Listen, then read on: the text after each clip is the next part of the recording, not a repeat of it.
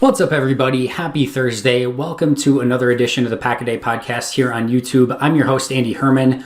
Today, I've got one topic on my mind and one topic only. I know it has been a major source of discussion, and it probably will be up until next Tuesday, and that is the NFL trade deadline. And if you missed it, I've already gone over, some potential targets that the Packers could target. I'm not going to be going over who the Packers could target per se today. I may mention a couple names, but I want to discuss more or less, should the Packers be looking to trade at the trade deadline? And I think this is going to be honestly one of my more real Pack a Day podcasts, because I am legitimately thinking out loud and shooting off the cuff here, because I think this is a really interesting conversation because there's so many different ways that you could look at this. So let's start off with, normally, teams are not one player away.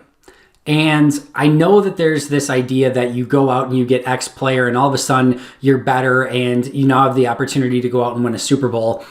And I think more often than not, that idea isn't true. Let's go back a season ago. Let's go back to the trade deadline for the Packers a season ago, where everyone wanted the Packers to go after a wide receiver. And the two main wide receivers that were on the trade block were Emmanuel Sanders and Mohamed Sanu. Mohamed Sanu got traded to the Patriots for a second-round pick. Emmanuel Sanders in a fifth for a third and fourth-round pick, I believe is what it was. Neither of those moves moved the needle for either of those teams, and neither of those moves would have moved the needle for the Green Bay Packers. Everyone would have freaked out. If the Packers got Emmanuel Sanders at the trade deadline, it would have been like the second coming of Brett Favre, Green Bay or whatever. It would have been huge, right? It would not have changed a thing. And do we know that 1,000,000% for sure? No. But, if you can't stop the 49ers from running the football, I don't think Emmanuel Sanders, even though you're basically swapping Emmanuel Sanders' team in that game, going from the 49ers to the Packers, I don't think Green Bay beats, at minimum, I'll say this. Adding Emmanuel Sanders to the 2019 Green Bay Packers would not have beat the 49ers and the Chiefs a season ago. It just wouldn't have. Same thing with Mohamed Sanu. And now you basically ended up with a rental player, less draft picks, and a worse situation. And everyone would love that trade. I don't think it would have changed the outcome of last year's playoffs one iota. Same thing for the 49ers. I don't think that if they didn't have him, if they didn't have Emmanuel Sanders, I think they still get to the Super Bowl. I think they still lose to the Chiefs. And I think you can say the same thing for Mohamed Sanu. I think that he didn't move the needle one iota for the Patriots, and they go out early in the playoffs, and now they had to give up a second-round pick for him. I think it's very rare that you're a player away, and sometimes that player may be the least expecting player that you're the least likely player that you're expecting. Howard Green during the Packers' last Super Bowl run, picking up a guy, defensive tackle, out of nowhere. Nobody cared about signing Howard Green. He goes out, forces one of the biggest plays in the Super Bowl, and really played solid run defense for a good chunk of that run up until the Super Bowl. That's a huge pickup. Green Bay didn't make a trade at the trade deadline. They found him on the scrap heap. He helped their team, and they got him a win in the Super Bowl. He was a big piece of that. And then Andre Rison, I know that's one that's talked about, and I can't say that for sure because Ron Wolf made a ton of trades, during his tenure and added a bunch of pieces around that time. So it's not like they just added one piece, but that was another piece that helped Green Bay win. It helped them in that Super Bowl. And then again, that was more of a scrap heap type of signing rather than a trade deadline deal.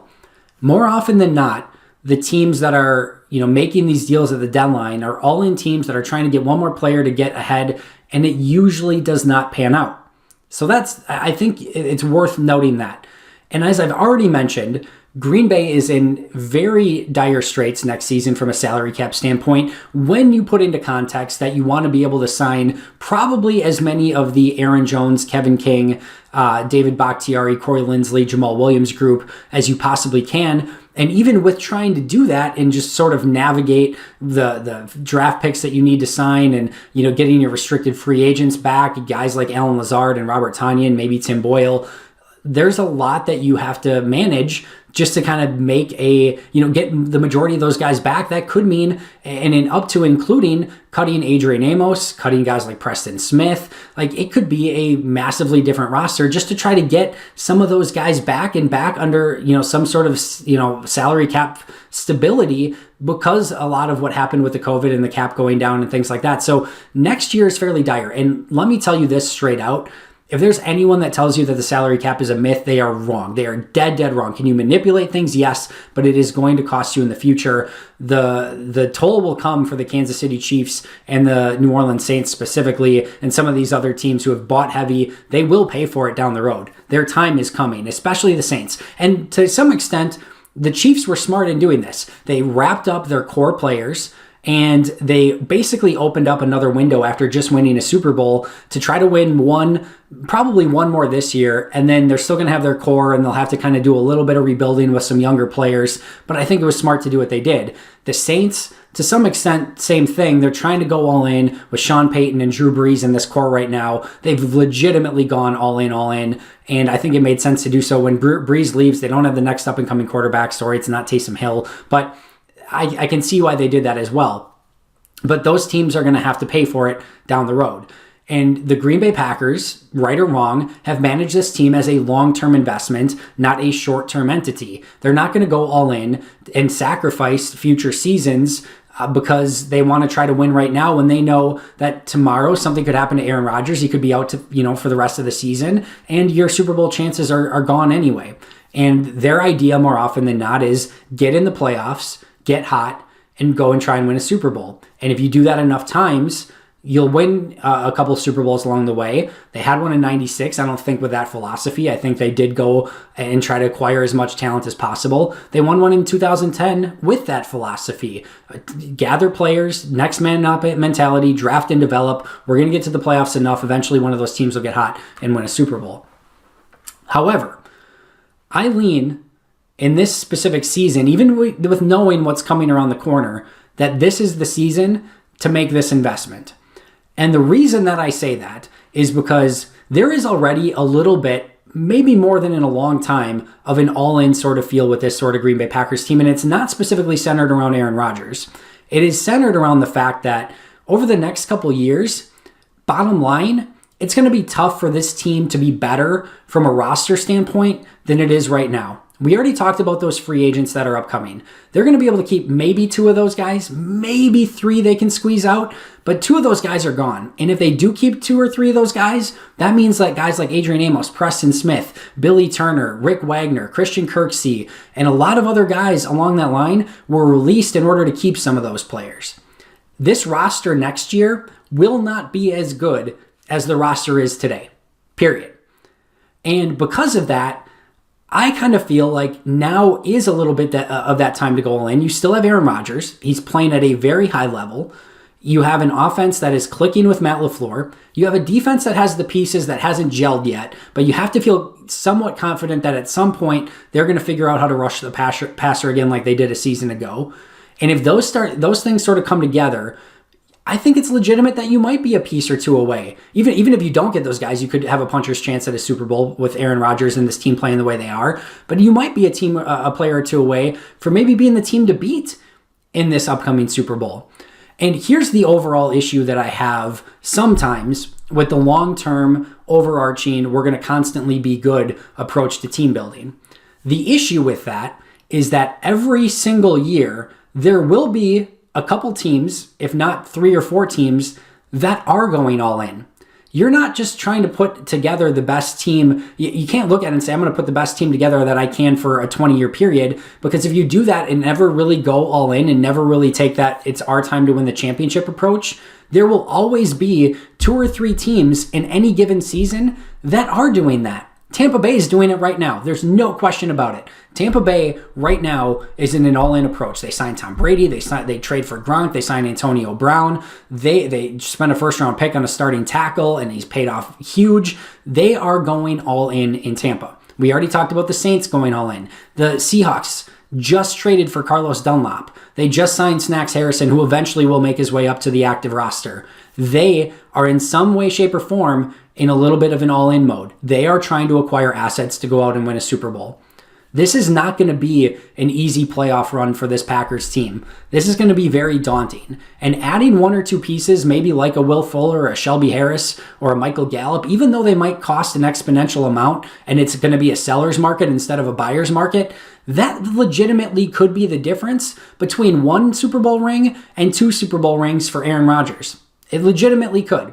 So I am torn. because signing or trading for one of those players could mean the difference between signing Aaron Jones and signing Jamal Williams.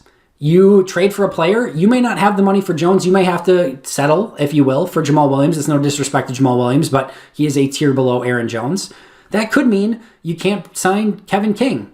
It could mean that instead of David Bakhtiari, you only get Corey Linsley. Those all could be factors if you go out and trade for a player that's going to have some sort of salary cap, even like a Will Fuller, who is only going to bring back about $6 million right now. That's still going to have an effect on what you do next year because that money carries over. That $6 million difference is probably the difference between Bakhtiari and Linsley or Jones and Williams. That is a big difference. But that being said, if I'm Brian Gutekunst, my blueprint is I'm going to try to acquire a Will Fuller and a Shelby Harris. That might cost me a 2 and a player for Fuller and a 3rd maybe for Shelby Harris. I'm going to try to keep my 1, and I'm going to try to boost the talent on this team right now, and then I'm going to do a soft reboot next year. And that might include letting guys like Aaron Jones, David Bakhtiari, and Kevin King walk. I'm not going to sign any free agents next year, and I'm going to get huge comp picks back. I'm going to let Will Fuller walk. That's going to be a huge comp pick back. And I'm going to get maybe 2 3s, a 4, and a 5 in that 2022 draft back with those moves because I'm not signing any free agents. I'm going to let some of these guys go. And I'm going to let next year be a soft reboot with some of the younger talent on this team, the Jay Sternbergers, the Tanyans, the A.J. Dillons, the Josiah DeGuaras, the Vernon Scotts, the Kamal Martins, and the Chris Barnes, and all those type of players, Kingsley Kiki. I'm going to get those guys a ton of playing time next year, have it be a soft reboot, still compete, not go all in, get a ton of comp picks, and really set myself up to have some, kind of rebalance the salary cap a little bit, spend some major money the following season. So I'm going all in this year, have kind of a slight year off next year, and then one more year of all in with Aaron Rodgers in 2022. That's the approach I would take. There's probably a lot of reasons that maybe you disagree with that, but for me, that's the approach that I'm going with. I think they need to try to get it now while they have a really good team. I know it's a COVID year, anything could happen, but I like this Green Bay Packers team a lot, and I think they could be a player or 2 away. Shoot me in the comments, don't shoot me, but shoot in the comments section what you think of some of these deals and whether or not they should go all in or whether or not they should just stick with the players that they have on the roster. Either way, it's going to be a fun time for conjecture over the course of the next week until the trade deadline hits. Make sure to check out today's Pack-A-Day podcast wherever you get your favorite podcasts. Check me out tomorrow on an all-new edition of the Pack-A-Day podcast here on YouTube. And until next time, and as always, go Pack, go.